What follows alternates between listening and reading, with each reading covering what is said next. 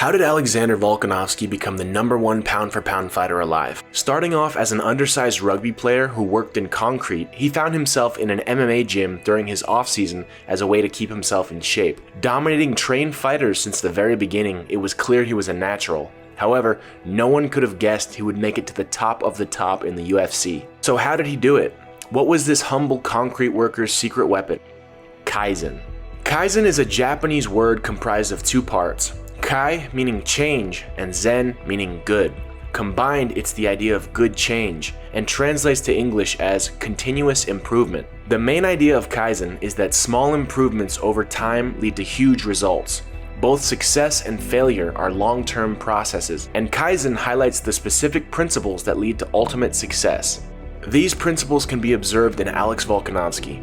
The first and most important pillar of Kaizen is strive for continuous improvement. Things can always get better no matter how good or bad they may be now. Change is difficult and scary. When a fighter is winning, the natural instinct is to continue doing exactly what they're doing. It's typically only after a loss that a fighter changes their style or fixes holes that have been exposed in their game. Alex Volkanovski is an amazing example of someone who is constantly winning, yet constantly evolving. No matter how good he gets, or how badly he dominates the competition, he continues to improve. A perfect example of his improvements is his trilogy with Max Holloway.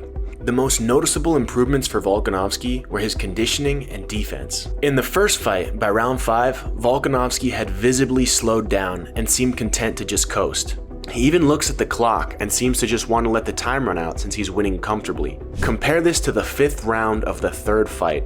Despite throwing more strikes and being significantly further ahead than he was at this point in the first fight, he steps on the gas. In the first fight, he gasses out and takes the 5th round off. In the 3rd fight, he lands more strikes in the 5th round than all the other 15 rounds these two shared. The second huge improvement for Volkanovski was his defense. In the first fight, he seems content to trade with Max. You'll notice that when Volkanovski lands, Max often lands on him an equal amount of times, whereas in the 3rd fight, he hits Max and then gets out of range immediately. If Max tries to chase and counter, he gets hit himself again. The combination of Volkanovski's improved conditioning and defense are what lead him to dominate Max. The second pillar of Kaizen is knowing your why. As Viktor Frankl once said, "He who has a why to live can endure any how." Viktor Frankl was a psychologist who was imprisoned in the Auschwitz concentration camp during World War II. Frankl took this opportunity to study his fellow prisoners and observed that you could predict with extreme accuracy who would survive and who would die. Two noteworthy prisoners he mentioned. The first prisoner's child was waiting for him in a foreign country, and the second prisoner was a scientist whose life's work was a series of books he had written that he wanted published. Frankl concluded that the people who survived had a deep why to live and withstood all the hardships that came their way. Those without a why to live died rapidly. While this is obviously an extreme example, it highlights something inherent to all humans. The deeper the why, the more willing someone is to conquer extreme adversity. The fight in which Volkanovski faced the most extreme adversity was his fight with Brian Ortega. In this fight, Volkanovski survived 2 deep submission attempts against a world-class grappler. Many wonder how Volkanovski survived this attempt.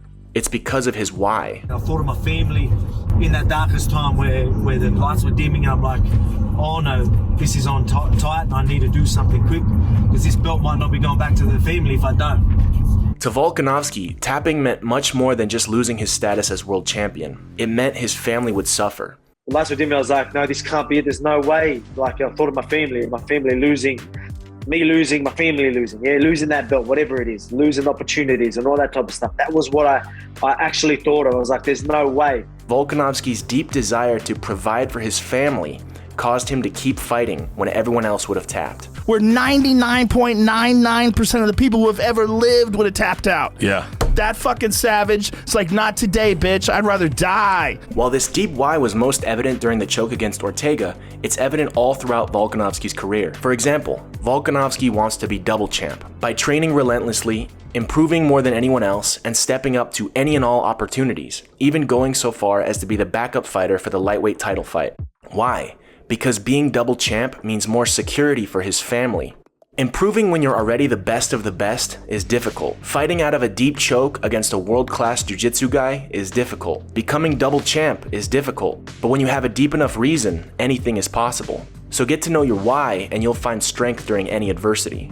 Third, acquire wisdom by consulting with many people rather than relying on one expert. Consulting with multiple experts helps us see our behavior and flaws from multiple angles, helping us round out holes in ourselves we often didn't even know we had. This is observed in Volkanovski through his search for wisdom in coaches. Starting at the freestyle fighting gym in Australia with coach Joe Lopez, he has trained regularly in Thailand at Tiger Muay Thai, as well as in New Zealand at City Kickboxing with coach Eugene Behrman. Each expert coach and fighter he trains with offers him new insights and opportunities to expand his game. It also offers him many different looks and styles, which is why he seems to have no problem adapting to whoever his opponent is.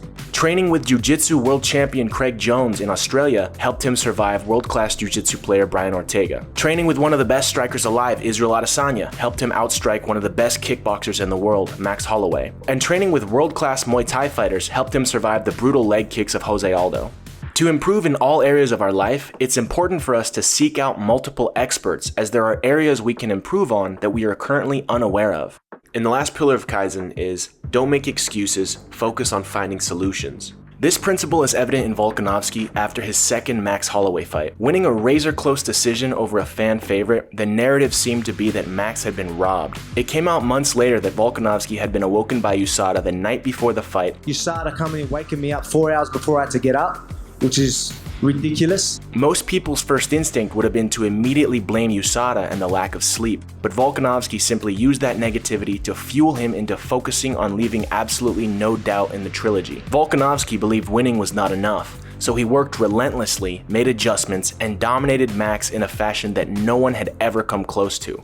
You have a finite amount of energy. Someone who embodies the philosophy of Kaizen spends all of that energy on improvement and none of it on excuses. When you face an obstacle, you have two choices. Make an excuse and stay exactly who you are, or use the obstacle as an opportunity to grow into a better version of yourself.